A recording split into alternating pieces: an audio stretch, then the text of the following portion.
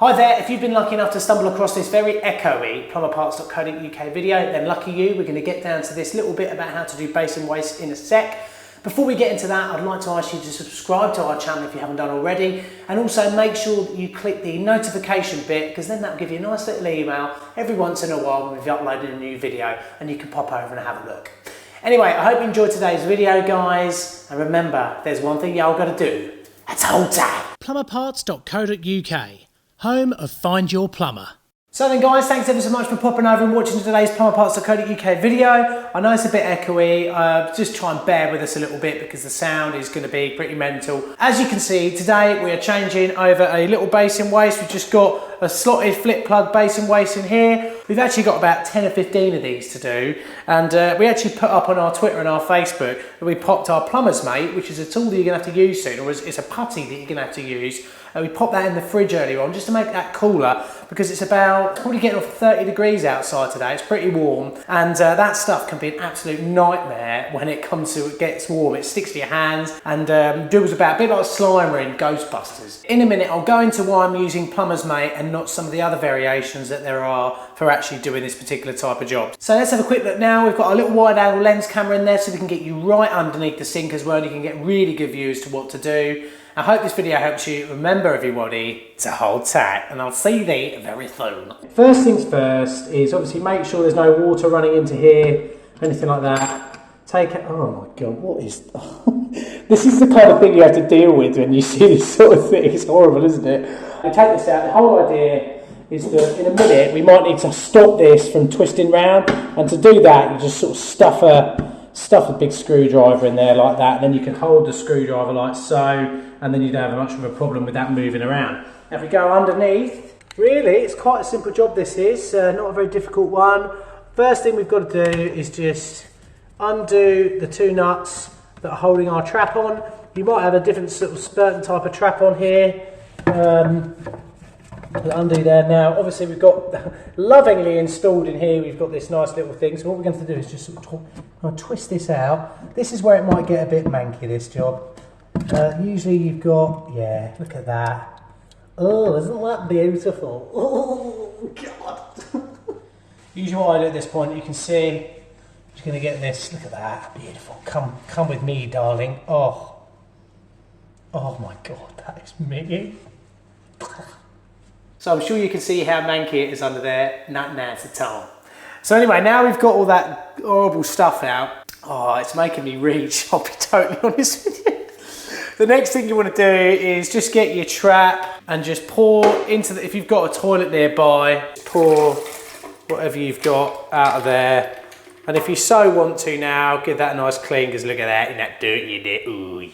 Right, so now we've got the trap emptied out like that. We've got the trap out and everything. Depending on what sort of plug, guys, you've got, you might just be removing the plug. Really easy to do, it's no big deal. Let's get under there with a pair of grips. What you're gonna find underneath is a nut, a big black nut that just looks just like that under there. And what we need to do is we're just gonna grab our grips and slacken that off, and then we might need to grab the little screwdriver we've got on the top to stop the actual body of the basin waste from spinning round. There you can see, that's just slackening off there, just a little bit.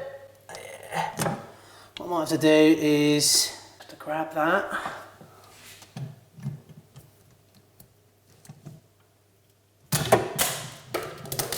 And then basically we're going to just take this whole nut off. Right, now we've got that out, we should just be able to lift this out just like so. Now we're on to pretty much the next stage of the job. So it's really important that everything's dry when you're doing this. So what we need to do, if we go up here, we've got to clean this down. It makes a good idea just to give this a good clear off. So when you've got your new basin hole in there, it looks nice and clean. But also, while you're getting ready for the next bit, it's really important to get all this nice and dried out. Like that, just stuff that up there.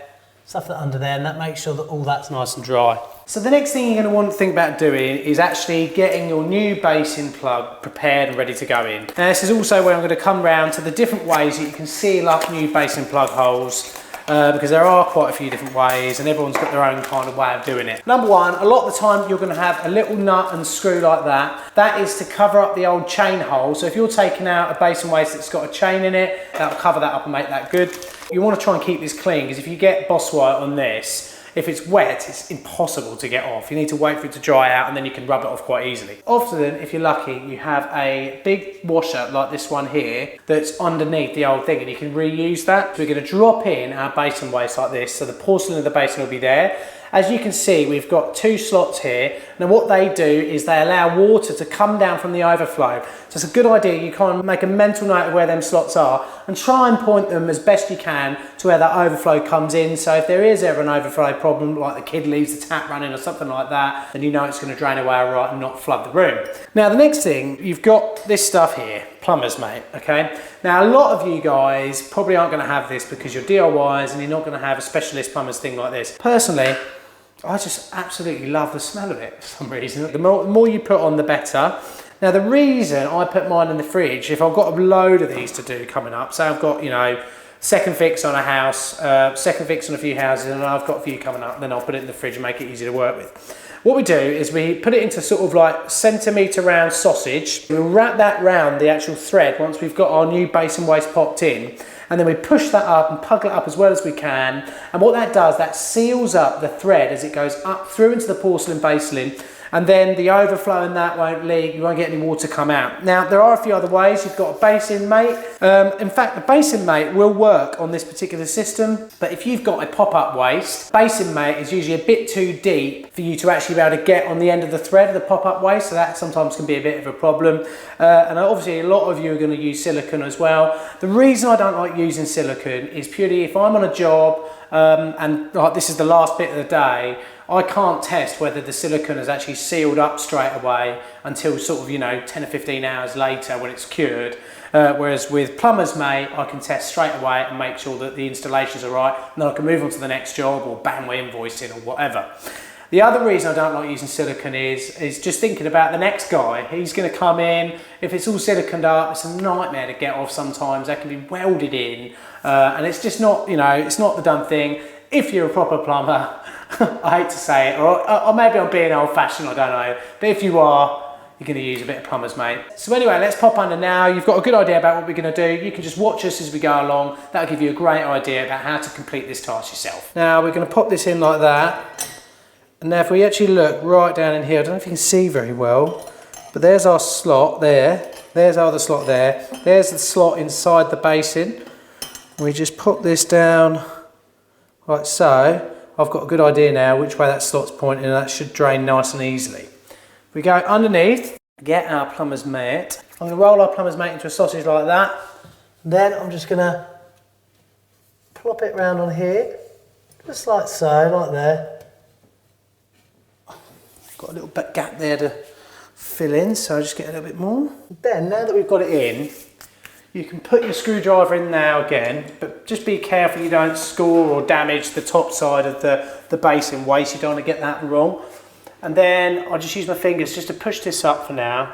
Get this in sort of the right kind of position, get it so it's nicely on the thread itself. Now, very importantly, and annoyingly enough, they don't seem to supply it with these new slotted wastes. Go into the plumber's shop, right, and get yourself some of these washers. If you know you're going to do this job or you're thinking about doing it and you want to figure out how, grab yourself some of these washers. They will save your bacon when it comes to using Plumber's Mate. So then what we do, we slip the plastic on here like so, and then we really put a bit of force on it. Now, just push this up round like so, like that.